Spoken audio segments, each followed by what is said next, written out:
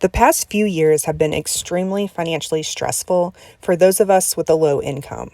We feel the effects of the rising prices more than anyone else, and it has changed the way we have been meeting even our most basic needs.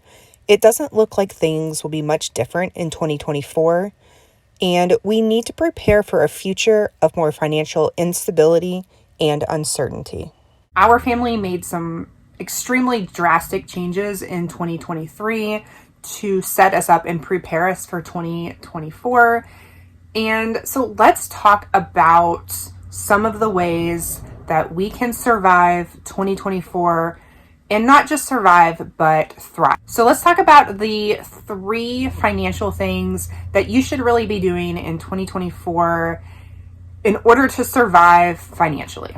First, let's economize our life. The prices of everything are going up exponentially and our wages just aren't keeping up with that. So that means that a much higher percent of our income is going towards meeting just our very basic needs. In order to combat these rising prices, we need to economize our budget. We need to reduce our spending by consuming less and consuming cheaper. So this may mean that you need to cancel some subscriptions. Maybe you need to not go out to eat as much or just go out shopping as much. You can switch from name brand to store brand. And maybe you just don't need to buy certain products like brand new clothes. You go to the thrift store or just use what you have, or a brand new phone.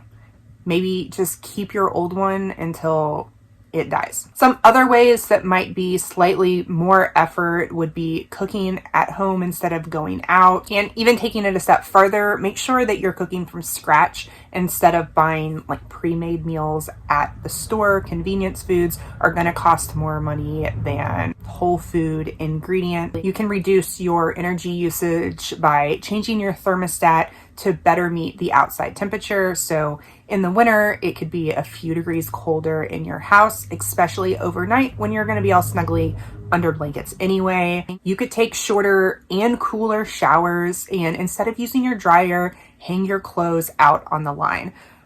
All of these like little changes, if you make a whole bunch of them together, can add up to really big savings. Everyone should have a budget just so that you know how much money you're spending every month and in what categories. Once you create your budget and you know how much money you're spending every month, make a goal every month to reduce spending in some way. I use the Clever Fox budget planner, and it really helps me to see where I'm spending in what categories, and it helps me set goals to reduce my spending and to make goals to increase my income or whatever my financial goals might be. I've been using this budget planner for well over a year, and it has really helped me to make tremendous progress in my financial goals. If you're interested in learning more about it, I will leave a link to it down below. After you economize your spending, the next thing that you're going to want to do is you're going to want to save. The past few years have showed us just the tip of the iceberg as far as how quickly an unstable economic event could affect us personally. Rising prices, job losses, shutdowns. We need to use this experience to plan for the future and understand that things could be much worse, and that we need a plan in place and to be prepared for that. This is going to mean saving money, saving skills, and saving resources. We are not guaranteed a secure financial future. Prices may rise, job losses may occur at a higher rate.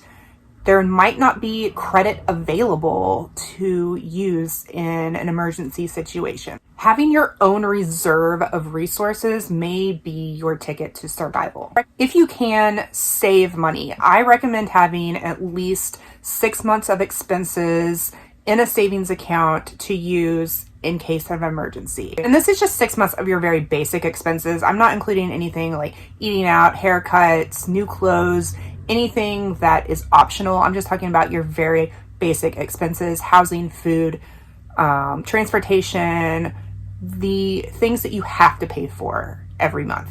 you should have at least 6 months of that in a savings account. If you can't save money, and also in addition to saving money, if you are able to save money, you should be saving resources, things like food, tools, medicine, and a way to get clean, fresh water.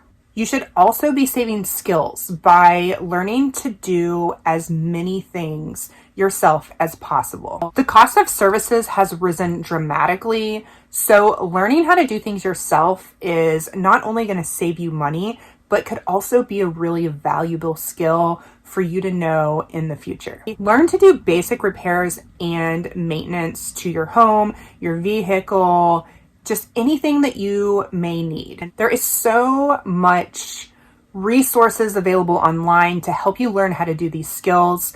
I completely renovated this camper that I'm in.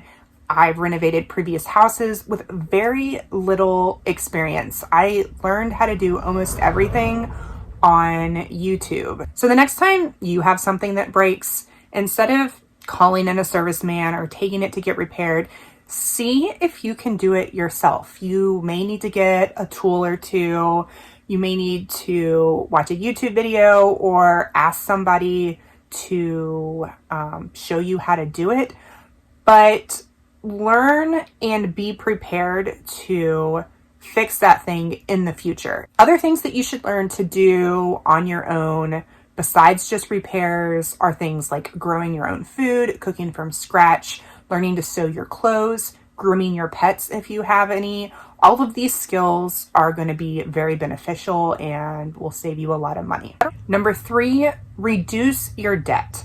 The Federal Reserve has raised interest rates aggressively in order to help combat inflation. That means that the cost of borrowing money has increased dramatically over the last few years. Mortgage loans, auto loans, student loans, credit card loans, the interest rates on all of these have increased dramatically, and that means more than ever that you should avoid taking on any new debt. If you're thinking about getting a loan of any kind or opening a new credit card, taking on any form of debt, including a mortgage, it might be best to wait until interest rates go back down a little bit. Sometimes for some people, it might be the right time to take on a loan. Like let's say if you're going to buy a house, but make sure that you really consider that very carefully, especially right now. If your emergency fund is full and you have your 6 months of expenses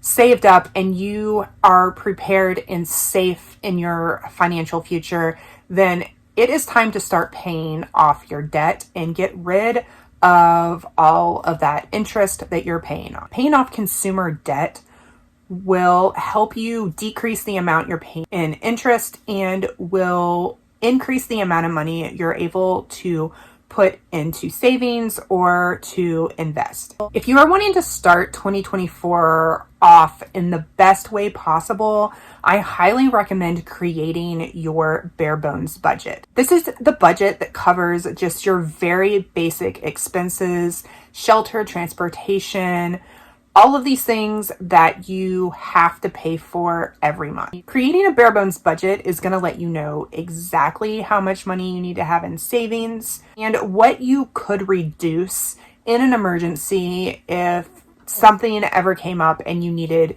to cut your expenses down to just the bare bones. I can walk you through step by step how to create a bare bones budget in this video right here.